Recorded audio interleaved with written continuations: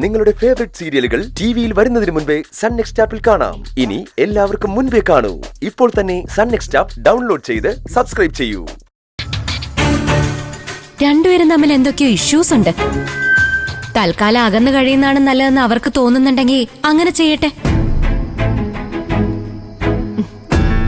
ഇനിയിപ്പോ ചീരിച്ചേച്ചിയും കുഞ്ഞുങ്ങളും പഞ്ചരത്നത്തെ തന്നെ കാണുമല്ലോ. അതെങ്ങനെയാ? വിനയം പറ്റിയ നാളെ തന്നെ ചീരുവിനെയും കുഞ്ഞിനെയും അവന്റെ വീട്ടിലേക്ക് കൊണ്ടുപോകാൻ തയ്യാറായിട്ട് നിൽക്കുക.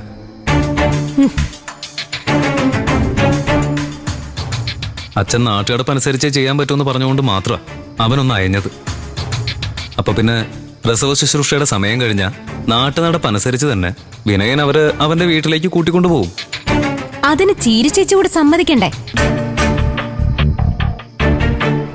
വിനയേട്ടൻ ഇത്തവണ ചീരിച്ചേച്ചിയുടെ കാര്യത്തില് ഉത്തരവാദിത്തോടെ പലതും ചെയ്തതുകൊണ്ട് അച്ഛന് വിനയേട്ടനോട് കുറച്ച് മതിപ്പ് തോന്നുന്നുണ്ടാവും.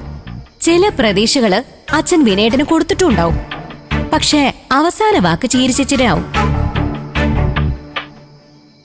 ഇത്രയൊക്കെ ആയിട്ടും ചീരു അതിന് സമ്മതിക്കില്ലെന്നാണോ നീ പറയുന്നത്? ഹോസ്പിറ്റലിൽ ഫുൾ ടൈം വിനയനുണ്ടായിരുന്നു. വീട്ടിൽ നിന്ന് ഭക്ഷണം ഉണ്ടാക്കി കൊണ്ടുവരുന്നതടക്കം ചീരുവിനും കുഞ്ഞിനും വേണ്ട A to Z കാര്യങ്ങൾ ചെയ്തതും വിനയനാ. അതൊക്കെ ഒരു എതിർപ്പും കൂടെ അത് ചീരു അംഗീകരിച്ചെങ്കിൽ. ചീരിച്ചേച്ചിക്ക് എതിർപ്പില്ലെന്ന് ആരോടെങ്കിലും പറഞ്ഞോ? വേറെ നിവർത്തിയില്ലാത്തോണ്ട് ചീരിച്ചേച്ചി ശ്വാസം അടക്കി പിടിച്ച് കഴിഞ്ഞെന്നേ ഉള്ളൂ. പഞ്ചരത്നത്തിൽ എത്തിക്കഴിഞ്ഞ ചീരിച്ചേച്ചി വേറൊരാളാവും. ശബരിയേട്ടൻ നോക്കിക്കോ. വിനയേട്ടനോടുള്ള വിയോജിപ്പ് ചീരിച്ചേച്ചി അച്ഛന്റെ മുഖത്ത് നോക്കി തന്നെ പറയുമെന്നാണ് എന്റെ ഒരു വിശ്വാസം.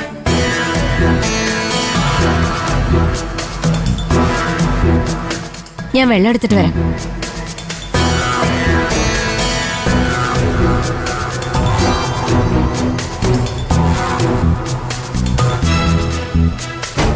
അയ്യോ, എനിക്ക് വയ്യായേ.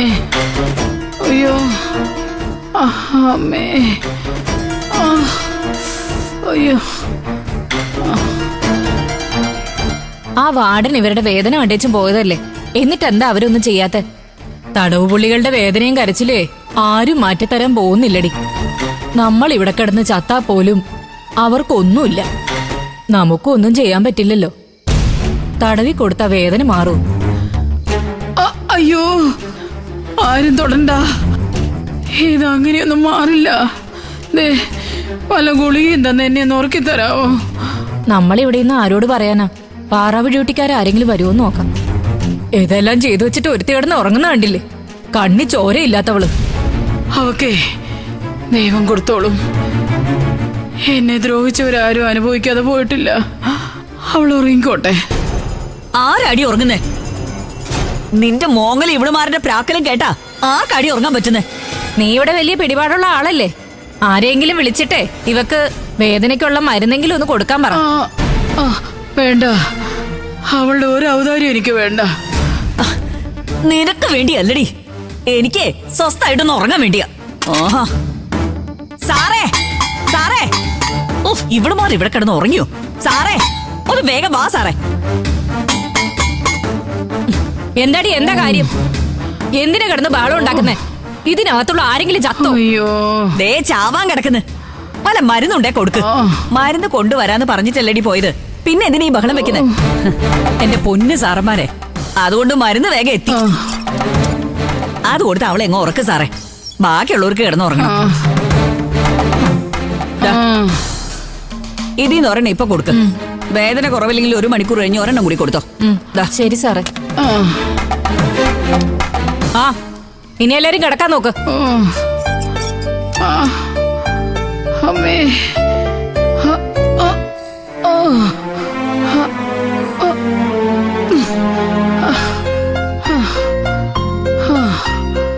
ഇത് കഴിച്ചു.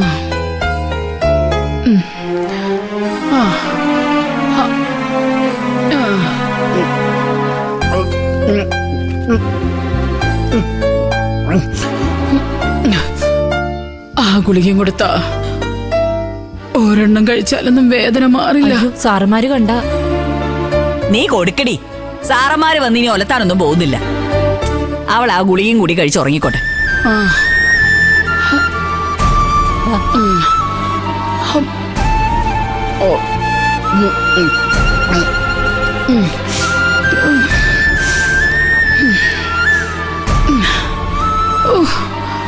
അമ്മേ.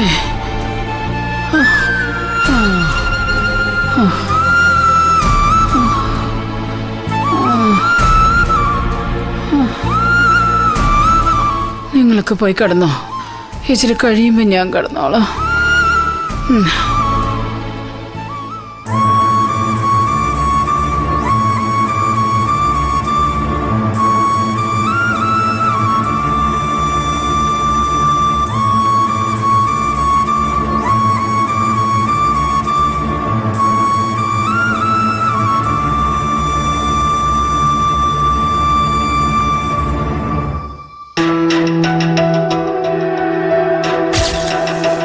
ഇന്ദ്രന് അത്ര എളുപ്പം അമ്മയെ മറക്കാനോ ഉപേക്ഷിക്കാനോ കഴിയില്ല എന്ന് എനിക്കറിയാം.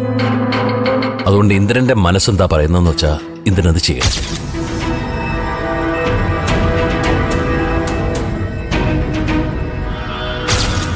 അമ്മയെ കാണണമെന്ന് ഇന്ദ്രന് തോന്നിയാ പോയി കാണണം.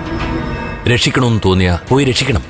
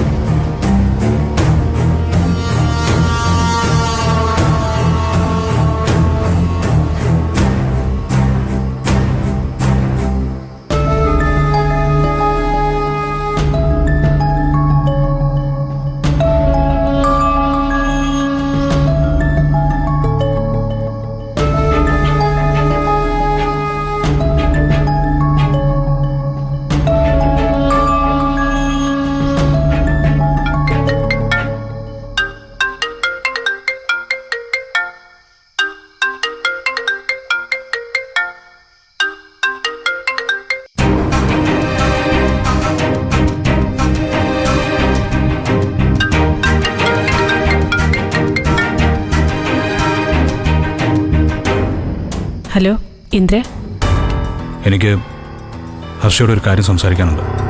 എന്താ ഇന്ദ്ര? അമ്മയുടെ കാര്യമാ. എനിക്ക് ഹർഷയുടെ ഒരു സഹായം ആവശ്യമുണ്ട്. അപ്പൊ ഞാൻ ഉദ്ദേശിച്ചിടത്തേക്ക് നീ വന്നു അല്ലേ ഇന്ദ്ര? ഹലോ ഹലോ, ഹർഷ എന്താ ഒന്നും പറയാത്തേ? അല്ല, അമ്മയുടെ കാര്യമാണെങ്കിൽ ഫോണിൽ സംസാരിച്ചാൽ മതിയോ ഇന്ദ്ര? നേരിട്ട് സംസാരിക്കുന്നതല്ലേ നല്ലത്? ശരി, ഞാൻ നാളെ രാവിലെ വീട്ടിൽ വരാം. അത് വേണ്ട ഇന്ദ്ര, ഞാനേ നാളെ രാവിലെ അമ്പലത്തിലേക്ക് ഇറങ്ങുന്നുണ്ട്, ദേവീക്ഷേത്രത്തിലേക്ക്.